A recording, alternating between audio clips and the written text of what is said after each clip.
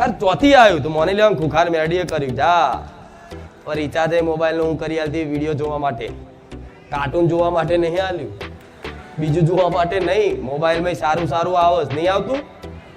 આજ મોબાઈલથી કદાચ ગેરમાર્ગે દોરાવો, ખોટી પ્રવૃત્તિઓ કરો એવું જ મોબાઈલ શીખવાડે છે.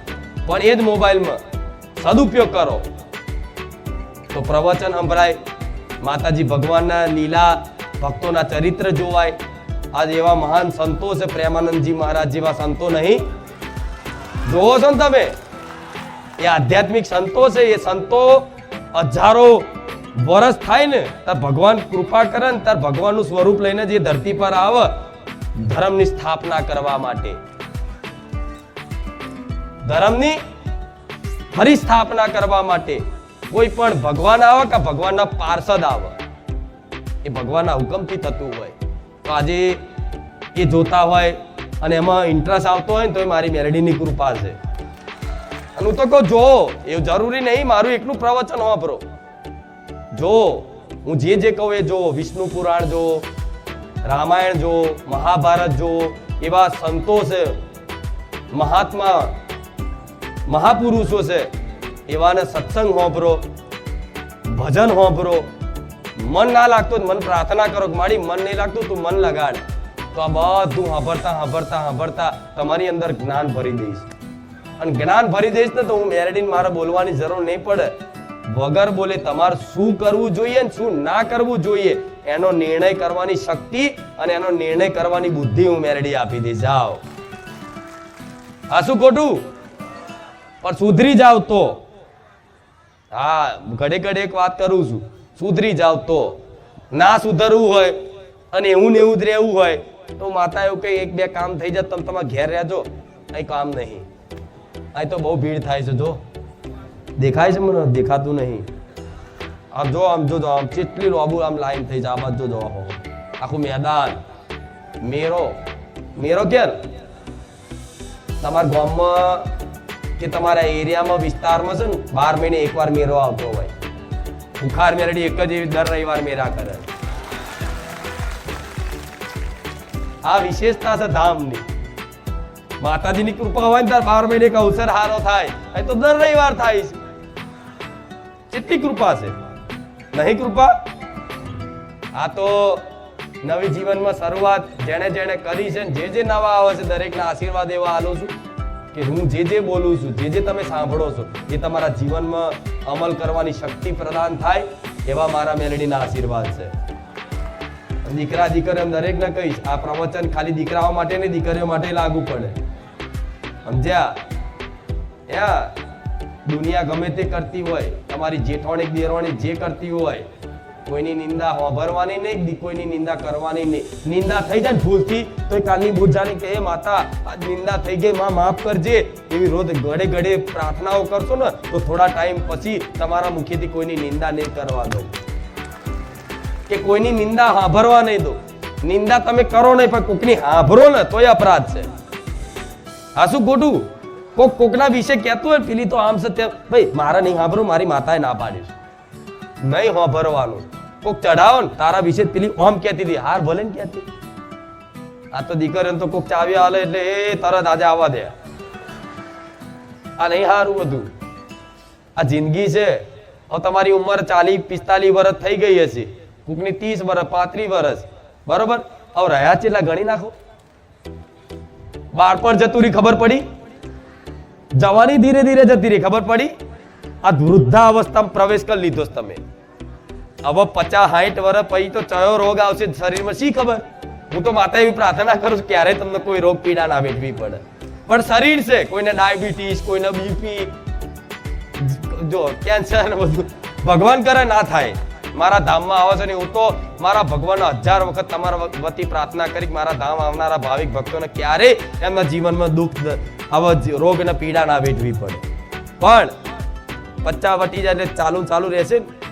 હવે 35, 40, 45 તો થઈ ગયા હોય, હવે રહ્યા બીજા કેટલા 20-25. હું તો કહું ભગવાન 100 વર્ષ ના કરે, પણ 100 વર્ષ ના થવું નહીં આજ કોઈને.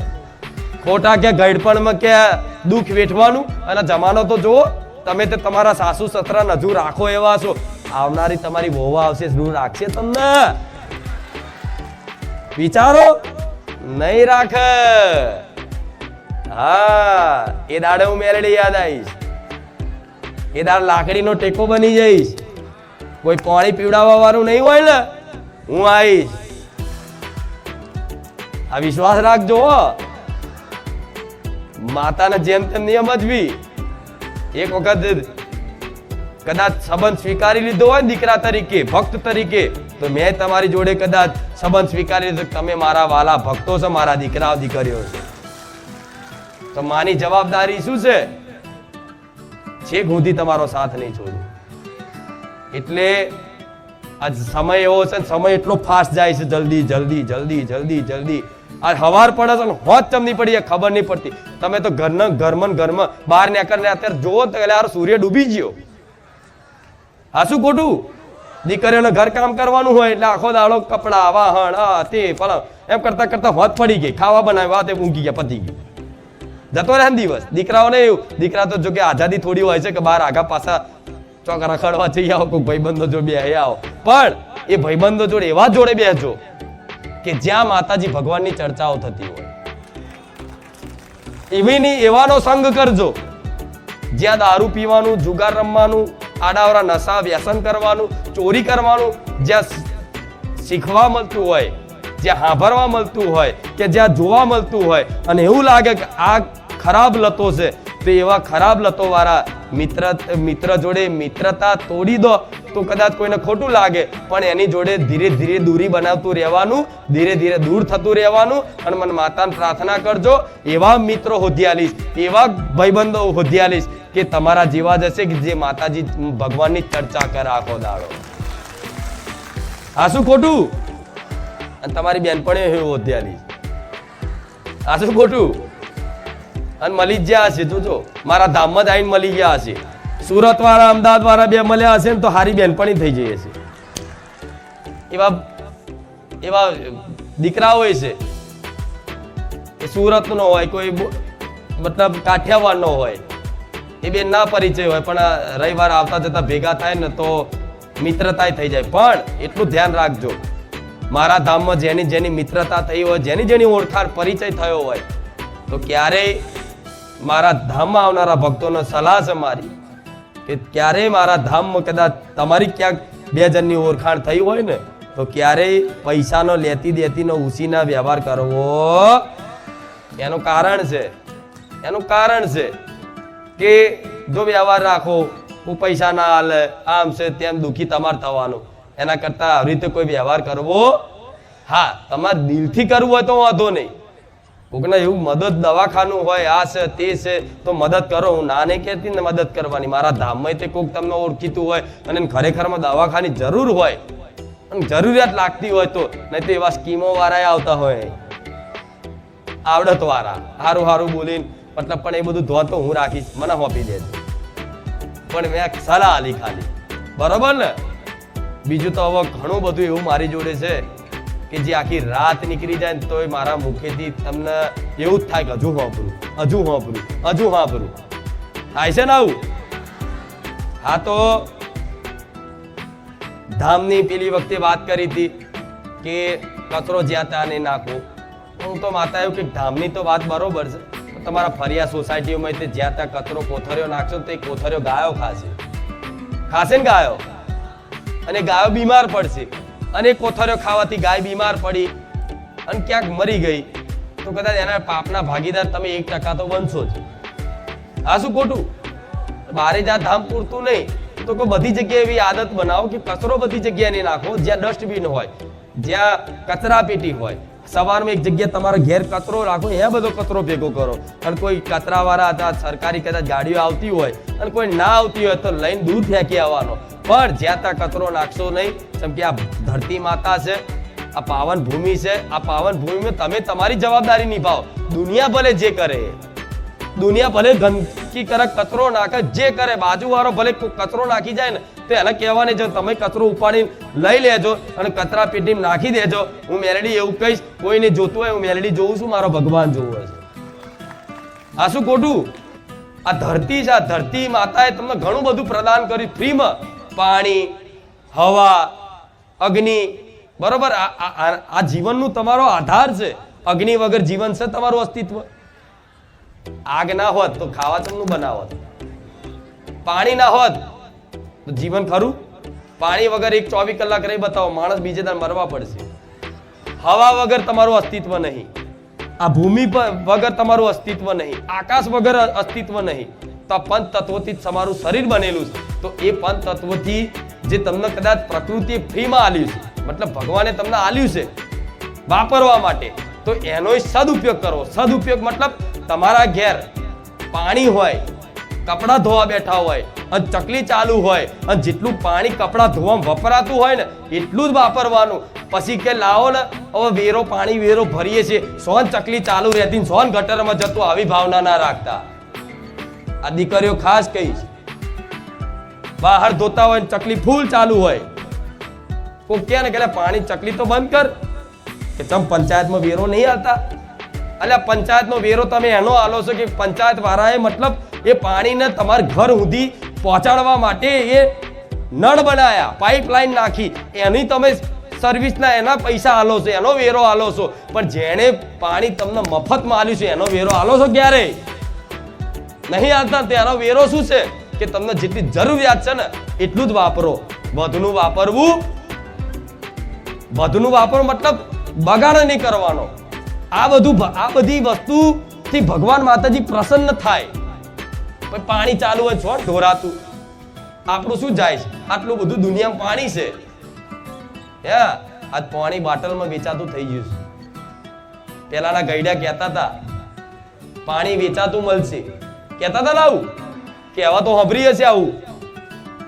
પેલા પાણી વેચાતું મળશે એવું કહેતા. આજે ખરેખરમાં પાણી પીવો 10-20 રૂપિયા ખર્ચવા પડે. સમય જવા દો. ઓક્સિજન માટે છે ને આ જો પ્રદૂષણ જોતા હશો ટીવી બધું. આ કોરોના વખતે ઓક્સિજન હોતા હતા, ચો બાટલો મળે, ચો પણ મળતો નતો. હા શું ખોટું? એ પ્રકૃતિ રૂઠે ને તારે એનો પ્રકોપ બતાવો. પણ એ પ્રકોપમાં તમે ઝપાટામ ના આવી જાઓ ને, તમે મારા વાલા છો ને એટલે જ. કે આ કુદરતી આફતો તો જીવનમાં આવતી જતી રહે. શી ખબર કાલ ભૂકંપ આવી આવો? આ શું ખોટું? હું નહીં કહેતી, ભવિષ્યવાણી નહીં કરતી. પાછા એવું ના કહેતો માતાજી કીધું કાલ ભૂકંપ આવો. પણ વાત છે તમારો બચાવ કરી લઈશ. કેમ કે તમે આદર કરશો, પ્રકૃતિનો આદર કરશો ને તો કૃપા થશે. નહીં તો સમય જવા દો. 50 વર્ષ કદાચ તમે તો નહીં હોવ જે ઉંમર લાયક હશે, પણ જે નાના હશે હજુ, જેના 100 વર્ષ, 60, 70, 80 વર્ષ, 100 વર્ષ જીવવાનું છે, એ બધા જીવન જોશે. 50 વર્ષ પછી છે ઓક્સિજન વેચાતો થઈ જવાનો છે. આ જે ફ્રીમાં શુદ્ધ હવા મળે છે ને એ બાટલા લગાવીને ફરવું પડશે. સમય એવો છે. આજ કઈક મોટી સિટીઓમાં આવું પ્રદૂષણ થઈ ગયું. તો એ બધું શું છે?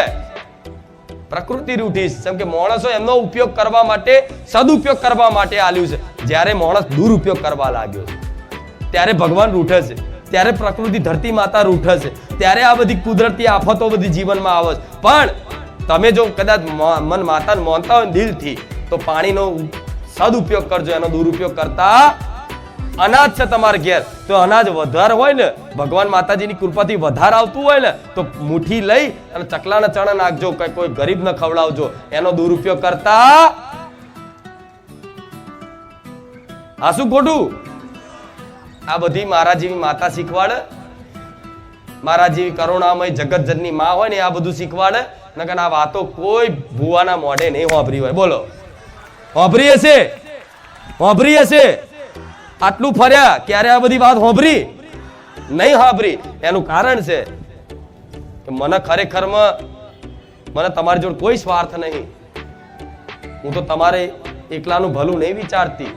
હું માં છું, જગતજનની છું. મારે તો આખા સંસારનું ભલું વિચારું એવી મેલડી માતા છું. આ શું ખોટું? હું દેશ માટે તે આવા આર્મી જવાનોને તે મારા સ્ટેજ ઉપર બોલાવું છું વગર લાઈન ઉભવે. કેમ કે એમની રિસ્પેક્ટ એટલે કરું છું કે ખરેખરમાં આવા આર્મી જવાનો છે જે બોર્ડર ઉપર પોતાની ફરજ ના નિભાવતા હોય અને કદાચ આવી ઠંડી ગરમી વેઠીને કદાચ ફરજ નિભાવતા ના હોય, એમનું કર્તવ્ય ના નિભાવતા હોય, તો આજુબાજુ દેશના ચારે બાજુ બોર્ડરો ભારત દેશના દુશ્મનો તાકીને બેઠા છે ને? તમે તો આનંદથી અહીં ખાતા પીતા હોય, ચઈ બાજુથી બોમ્બ ફૂટે, ચઈ બાજુથી મિસાઇલ પડે, બધું જોવો છો તમે બધું. છતાંય એમની રિસ્પેક્ટ કરો, એ ધર્મ છે, કર્તવ્ય છે તમારું, એટલે હું આદર કરું છું. પણ આ દાખલો એટલે આલ્યો કે મારા જેવી માં હોય ને એ આ બધું સમજી શકે છે. એટલે દરેકને કહીશ કે જ્યાં વસ્તુનો સદુપયોગ કરતા શીખી જાઓ. પૈસા, ભગવાનની કૃપાથી પૈસા તમારા જોડે બહુ આવતા હોય ને, તો તમારા પરિવાર માટે તમારે ઘરમાં સાધન ના હોય, કોઈ વસ્તુ લાવવાની હોય તો લાવો. ઘર લો, સારું બનાવો, ફર્નિચર સારું લાવો, ઘરમાં ફ્રીજ, ટીવી બધું લાવો, કદાચ સારી ગાડી લાવો, સારો કદાચ બાઇક લાવો, બધું લાવો. મારી માતાની તો એ આશીર્વાદ છે, જેના ઘેર ઘર ના હોય, ગાડી ના હોય, એના ઘેર ગાડી, ઘર બધું આવી જાય. હું મેરડી એવું કહું છું.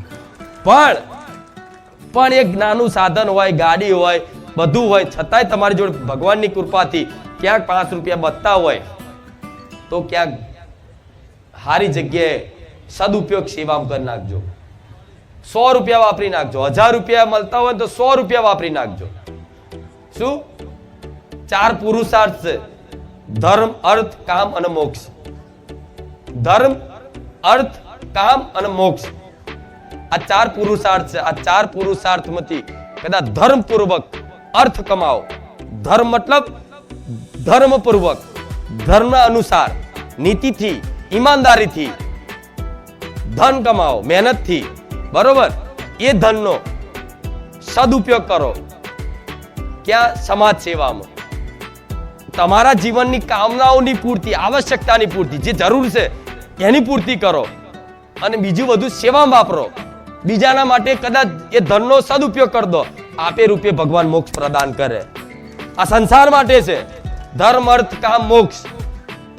ધર્મથી અર્થ કમાઓ, એ અર્થનો સદુપયોગ કરો, અને એ સદુપયોગ કરવાથી અને જે બીજું બચે એની આવશ્યકતાની પૂર્તિ કરો.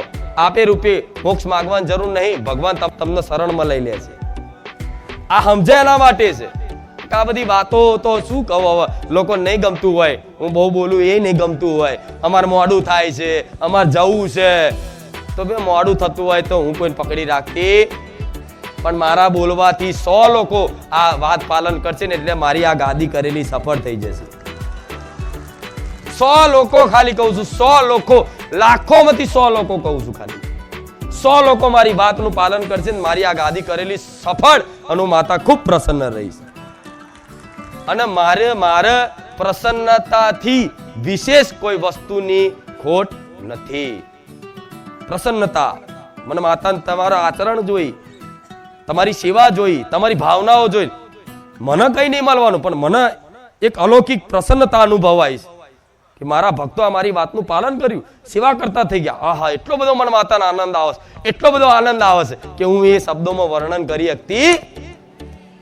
તો પ્રસન્નતા, મારા પ્રસન્નતા જોઈએ. શેની પ્રસન્નતા?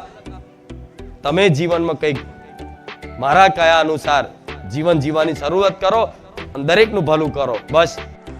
પણ સત્ય છે કે નહીં? આ લાઈટ છે, વીજળી, બરોબર? લાઈટ તો થાય છે, ભલે આ માણસોએ બનાવી છે.